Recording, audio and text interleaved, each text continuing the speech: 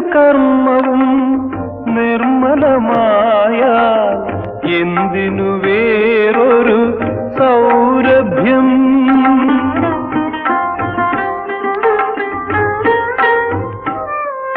ഏതൊരു കർമ്മവും നിർമ്മലമായാൽ എന്തിനു വേറൊരു സൗരഭ്യം?